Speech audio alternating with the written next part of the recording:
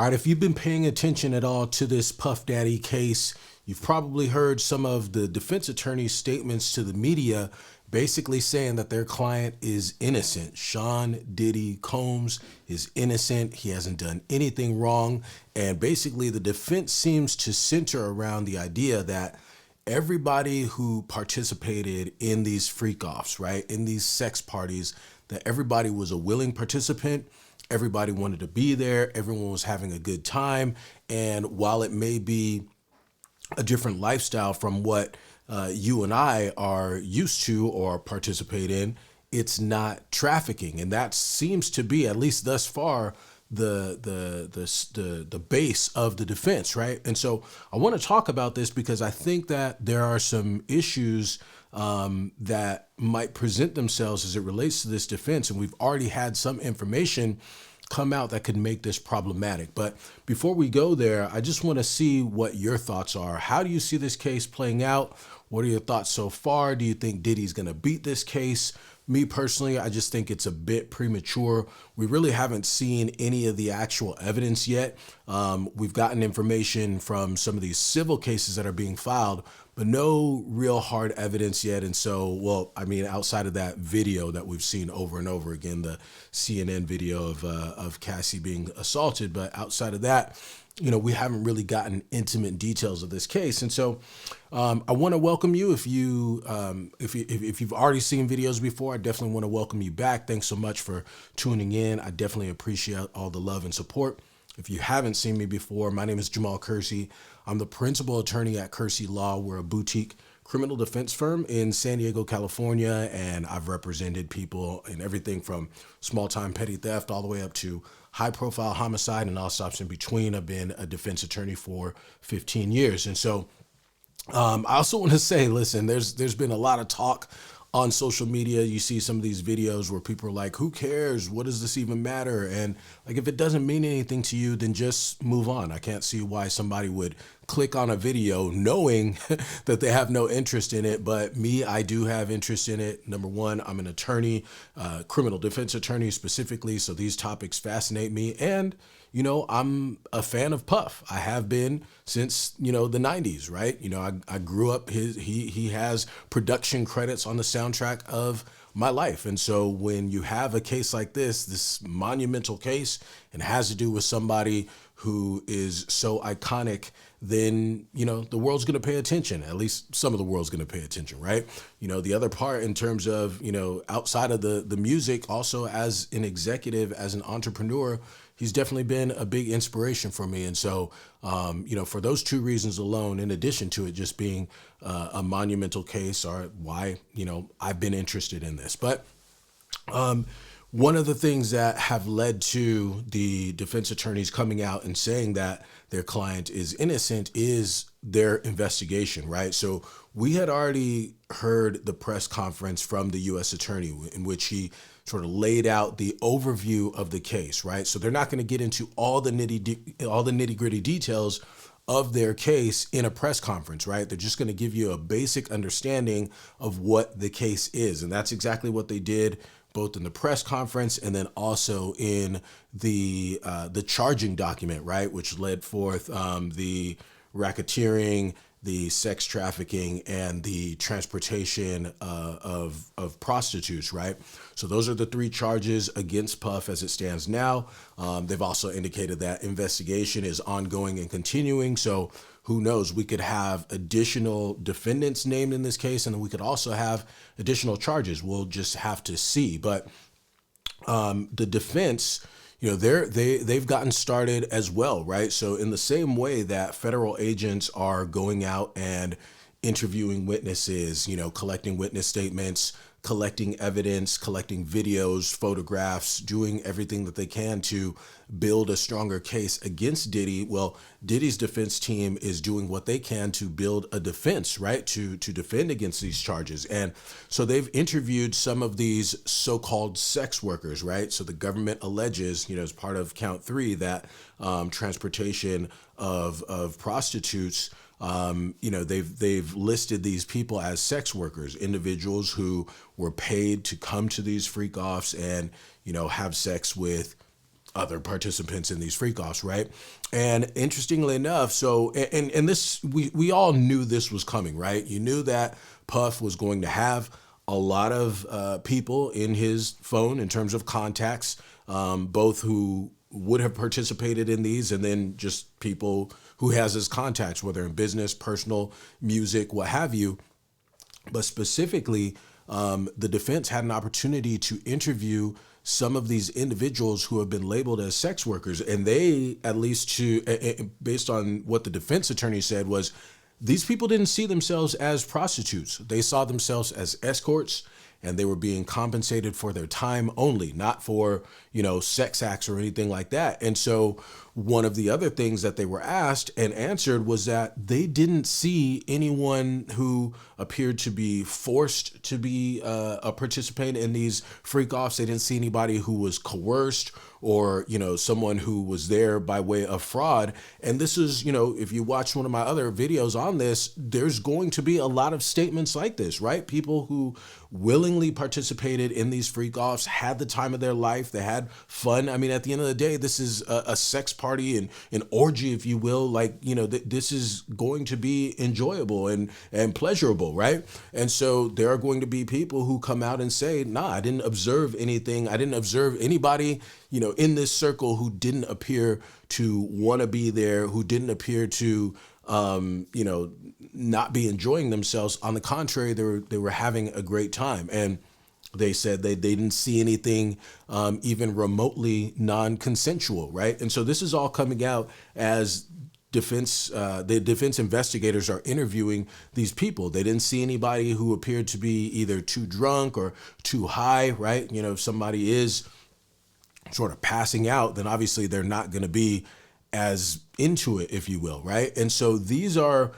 big points for the defense, at least the way they see it, in terms of combating the allegations that Puff either committed fraud or by way of force or by way of coercion forced people to participate in these commercial sex acts. And we can pretty much assume, at least in the charging document, that they're talking about Kersey, right? It just seems to line up that they're talking about, because they only seem to be referring to one person in terms of the victim of sex trafficking. And we can assume that that's Kersey based on other allegations in the charging document. But obviously that could change. And I would imagine that it will change just by virtue of all the volume of information that's coming out by way of these civil lawsuits. So we could have alleged victims joined into this criminal prosecution. But again, we only had, like I said, the general overview of the information from the U.S. Attorney's Office. And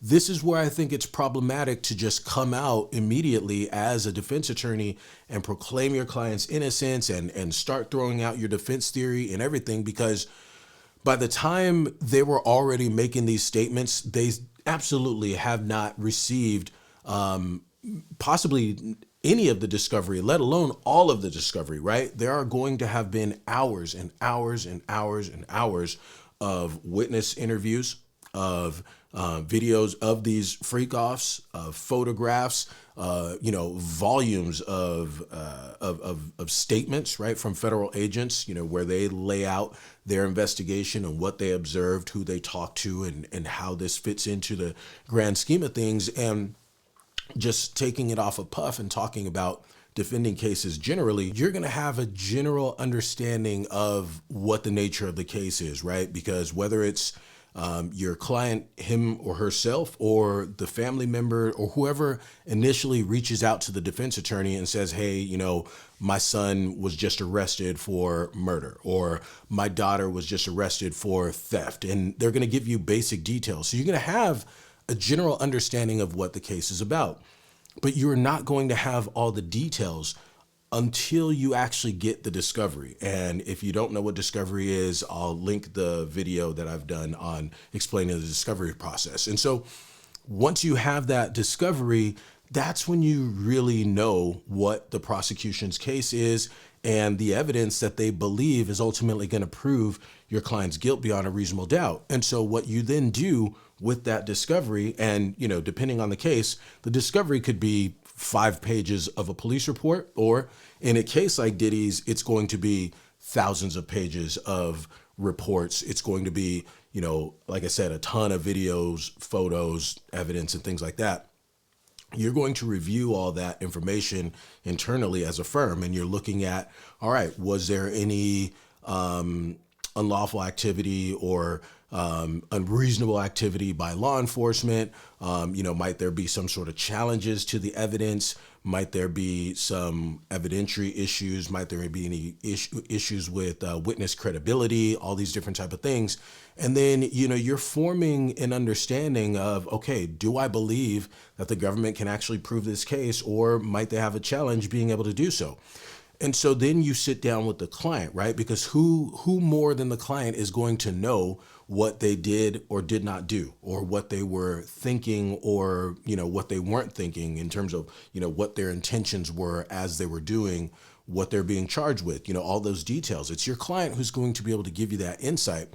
And as you're going through this information with your client, in some cases, believe it or not, there are some cases where the person actually did what they're being charged with, right?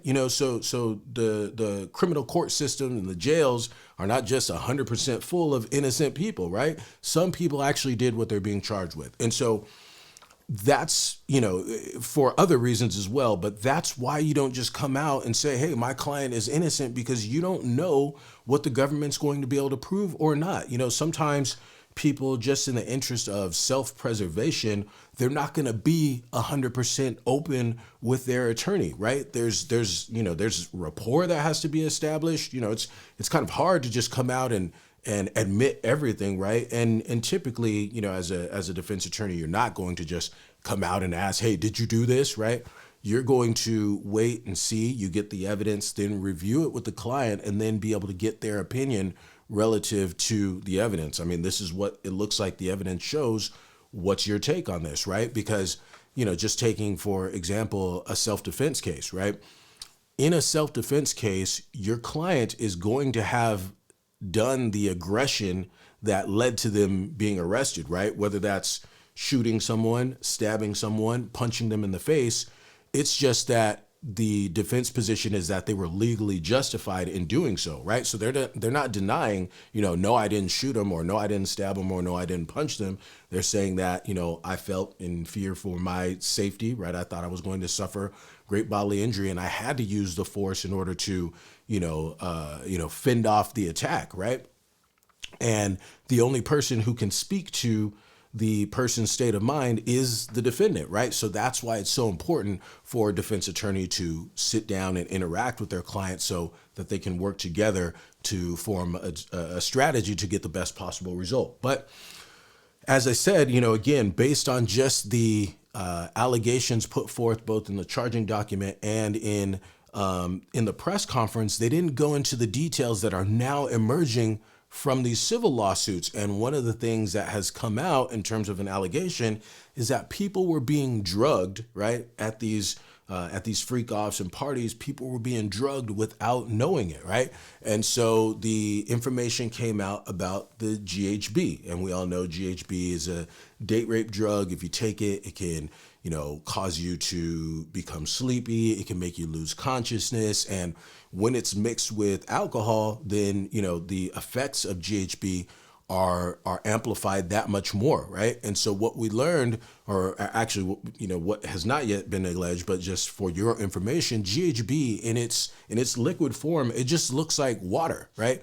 It, you can't tell, it's colorless, it's tasteless, you can't smell it. So unless somebody were to tell you that you have GHB in your drink, you wouldn't know, right? The other way that you would know is you all of a sudden, you passed out, or you blacked out, or your memory's foggy, you don't know what happened. That would be a way that you would know after the fact. But in terms of, ingesting it, you wouldn't know. And so what is emerging in terms of allegations are that that Diddy or somebody under his direction slipped GHB into this baby oil and into mixed drinks and champagne. So starting with the baby oil, I mean, the baby oil has become just, the subject of all kinds of internet jokes and the like. But these bottles of baby oil are alleged to have had GHB in it, such that, when you put it on your skin, it absorbs into the skin and then will have the same effect as if you drank it. And so again, if you're coming to a party, they give you baby oil for whatever reason, hey, throw that on you, what have you. And now, you're feeling intoxicated as a result, and then you end up having sex, or somebody takes advantage of you, then that becomes problematic, right? And same thing with these drinks. There's allegations now that both in champagne flutes and in some of these mixed drinks, I think lemon drops were mentioned specifically, that GHB was slipped into these drinks. And so this is going to be problematic for anything regarding consent, right? Because the defense attorneys have come out and said, hey, everybody wanted to be there. And that makes sense too, right? I mean, at the end of the day, we have an internationally known celebrity, a music producer, essentially a hip hop rock star, right? And we all know that when it comes to celebrities, whether they're actors, athletes, musicians, and the like, they end up being who both guys and gals want to be around, right? Everybody wants to get into the party. Everybody wants to have fun and be around the celebrity, right? And even just in terms of sex, like we all have heard of these war stories that some of these, rock stars and everybody come out and say, hey, yeah, we were having sex on tour buses, hotel rooms, backstage, what have you, right? So, and it wasn't a situation where they had to force these women to come out and participate. They were essentially throwing themselves at these men. But putting it back to the defense attorney's statement, in terms of just wanting to be there and just wanting to show up, that's not going to end up being a legal defense to an allegation that you were having sex with women without their consent, right? Because when it comes to consensual sex and the involvement of either drugs or alcohol, there's an issue, because if you have sex with someone knowing that they're intoxicated, whether under the influence of drugs or alcohol, to the point where they can't legally form consent, right? They're not able to weigh right from wrong, and they're not able to make a morally conscious, deliberate decision as to what they're going to do, then you can't say, oh yeah, well she wanted it, or this is, this was completely consensual. The ingesting of a drug or alcohol, or a drug, because we're talking about GHB, especially unknowingly, is going to do away with your consent argument. And so this is something, again, I don't think that his defense attorneys would have anticipated this information coming out, because from what I understand, especially with this Busby firm and how all these people are coming out, no one knew that these people were just going to come out and start giving all these details about things that have happened. And so this is where I think, as a defense attorney, you are, well, not I think, I know that you can come out and say, listen, my client is innocent until he's proven guilty, right? So everybody charged with a crime in this country enjoys the presumption of innocence. And that's whether you've stolen a pack of gum or you are charged with killing 25 people. Everybody enjoys the presumption of innocence. You are innocent unless and until the government either proves you guilty or you accept guilt, right? And they have to prove that guilt beyond a reasonable doubt. And you can just rely on that. But I get the sense that, defense counsel wants to, win over the court of public opinion, right? Obviously, Puff's reputation has taken a huge hit as a result of these allegations, and you kind of want to just get out and say, what